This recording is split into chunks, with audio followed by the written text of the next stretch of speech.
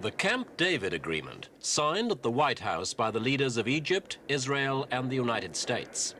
After decades of mistrust and warfare, it looks as if American diplomacy has finally made possible a formal peace treaty between the two old adversaries. My friend President Sadat and I signed the peace treaties.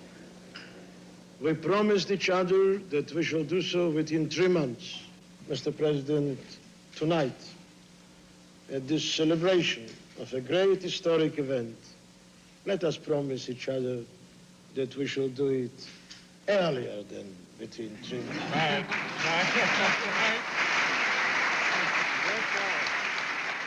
It was smiles and embraces all round for President Jimmy Carter too, who organized the 12-day summit.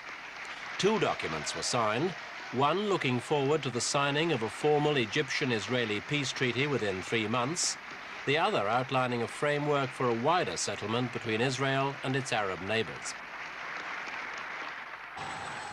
There was a big welcome from President Sadat. There's no doubt that the Egyptian people as a whole want peace. Successive wars have been costly in lives and in money, and if military spending could be cut back to nothing, Egypt will have all the more resources to tackle its chronic economic problems. Also, under the Camp David Agreement, Egypt's getting back what it lost in the Six-Day War of 1967, the Sinai Peninsula.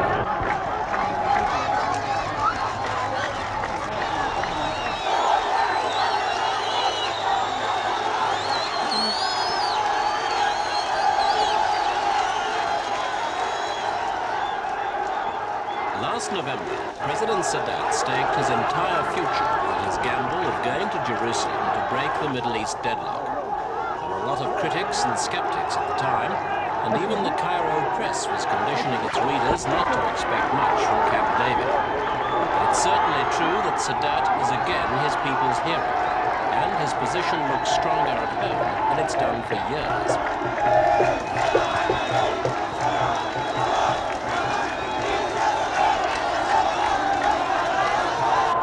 It was a warm welcome, too, for Premier Begin, a hug from the Mayor of Jerusalem, Teddy Kollek, and the cheers of thousands gathered in the Holy City. Also a gift of bread and salt, a tribute reserved only for kings and peacemakers.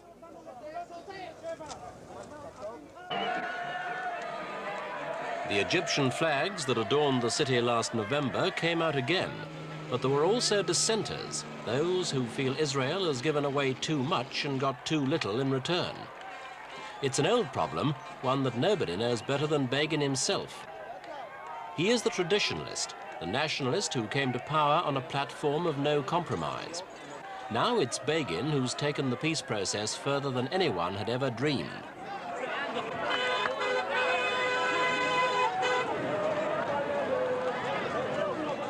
The voices of protest came mostly from right-wing and ultra-Orthodox Jewish groups who could scarcely believe that their former champion Begin could give up so much. It's not just the issue of security. For them, it's going against the promises made to the Jews by God. I feel very, very sad right now, although I'm convinced that this agreement will never take effect because the big boss is upstairs, not down below here. And this is not intended. The promises of ancient Israel, of the ancient prophets, will come true. We are here because we believe that keeping the West Bank is a necessary part for the security of Israel. And any change in that is not a question of war or peace for Israel, but a question of Israel's ability to remain secure and inability to remain secure. The Sinai Peninsula is an ideal buffer zone protecting Israel against attack from that front. But with a formal peace treaty, that threat should disappear. It's mostly mountainous and barren, but it's not the tract of useless desert it's made out to be. With proper care, it could bloom again and help Egypt feed its ever-growing millions. Also, it's a matter of national pride for Egyptians. They've got their land back. If the Egyptians are the winners in Sinai, the losers are the Israeli settlers, who moved into new homes in the peninsula's northeast corner. Most came to Yamit, a new town which sprang up from the sand in a matter of months. It was was going to be the showpiece of the new settlements, with a planned population of 250,000.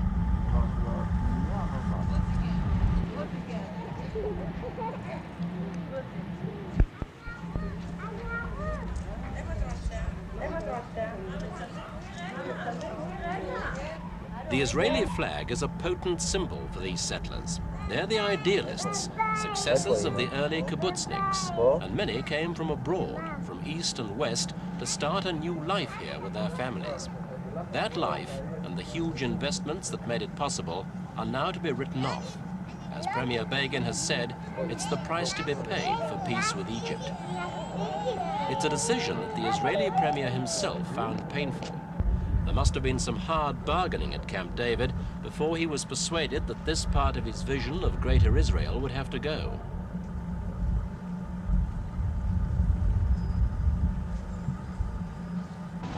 There have been angry protests by the newcomers, but they know deep down that if Begin the traditionalist is pronouncing them, their life here is at end.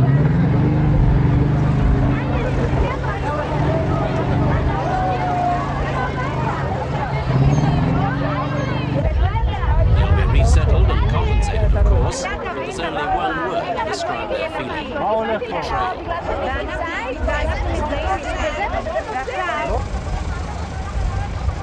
The settlers are staying put, though, here on the Golan Heights on Israel's northeastern frontier with Syria. Golan is the mountainous region seized by Israeli forces in the bitter fighting of 1973. This new settlement was officially inaugurated just before the start of the Camp David summit. אנחנו מעניקים לבית השיטה אתגר גדול, מתחיל להבטחת השלום. The whole question of Jewish settlements in occupied territory has proved a major stumbling block to peace moves, yet still the work goes on. Now at least, Israel has agreed on a moratorium for all new settlements. This and the Sinai withdrawal gives just a hint to the Syrians that the return of the Golan Heights may also be negotiable.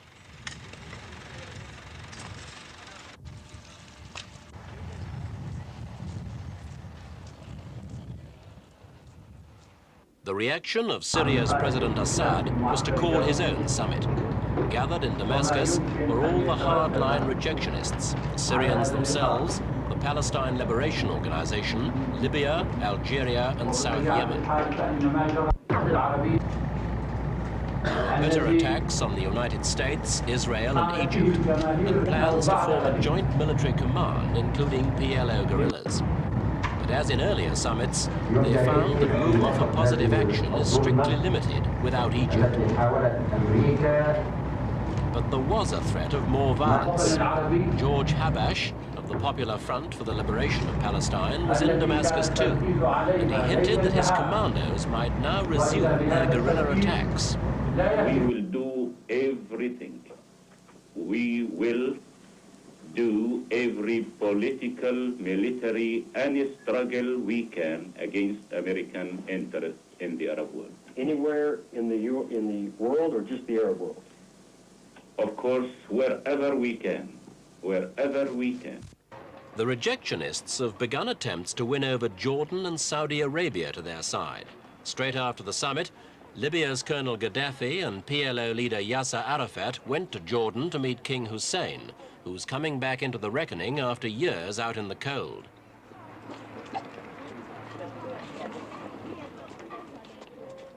The West Bank and East Jerusalem were his before Israeli occupation. If there's any negotiations here, he feels he should conduct them, not Egypt's President Sadat, who, according to the Camp David documents, would be closely involved on how to lead the West Bank and Gaza towards self-government. I do not think, in all fairness, that President Sadat, with all due respect, can claim for himself to be more concerned with the people of Palestine or Jerusalem, and certainly following recent developments involving himself than ourselves here in Jordan. I think we are more intimately involved with the problem, and in terms of the sense of responsibility that we have and have always had, I do not believe that he has the right to feel that he has more concern than we do. On the West Bank, construction trucks were rolling to new settlements right up to the time of Camp David. Orthodox Jews, including Mr. Begin, call the region by the old biblical names of Samaria and Judea. For them, this is land given to them by God, and the Israeli Premier has made it clear that any moratorium on settlements here will last only until the treaty with Egypt is actually signed. At Camp David, he agreed to a 5-year period of transition and an all-party conference on its future status. But since then, Mr. Begin has said he does not envisage abandoning Israeli claims to sovereignty over the West Bank. And he's openly declared his opposition to any independent Palestinian state in the territory.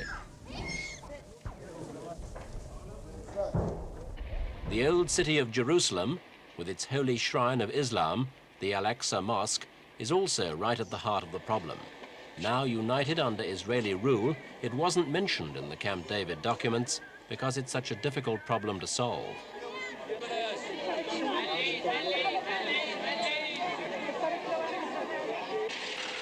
Gaza is another problem of long standing. It's joined physically to Sinai and has a similar history to the West Bank, except that it used to be administered by Egypt. Like the West Bank, it's being offered self-government, with Jordanian and Egyptian delegations, including local Palestinians, taking part in the negotiations. But Israel wants to keep some security forces in both areas, if only in the guise of joint patrols with a local police force. Linking Gaza politically with the West Bank would have its difficulties, due to the amount of Israeli territory in between.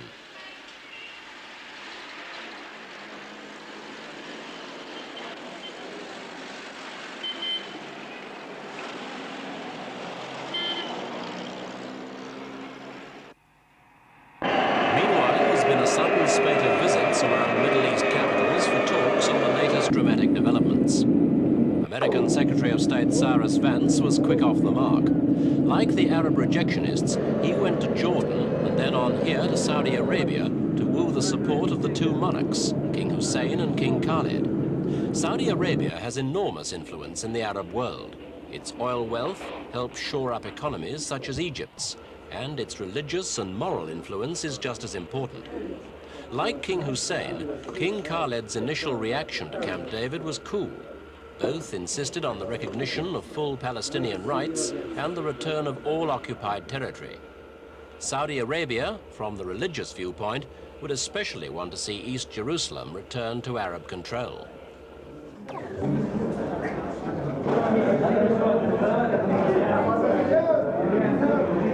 Talks between Yasser Arafat and officials of the various PLO factions have also been intense.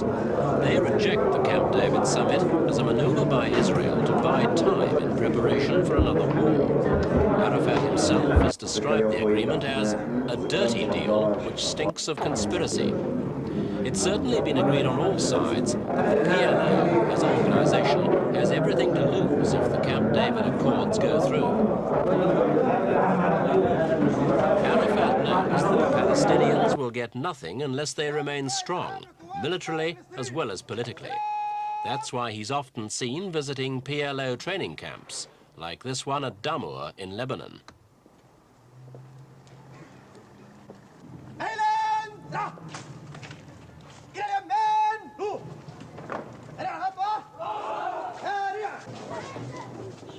The Palestinians over the years have involved all Israel's neighbors and countries far beyond in their struggle for full rights. There have been hijackings, assassinations in Middle East and European cities, even the Arab oil boycott. Their friends too seem to come and go, but their enduring strength lies in their identity, something nurtured from an early age. Children too young to remember the Six-Day War now wear the fatigues of Arafat's guerrilla movement. Like their elders, they're ready to fight and even die for their cause.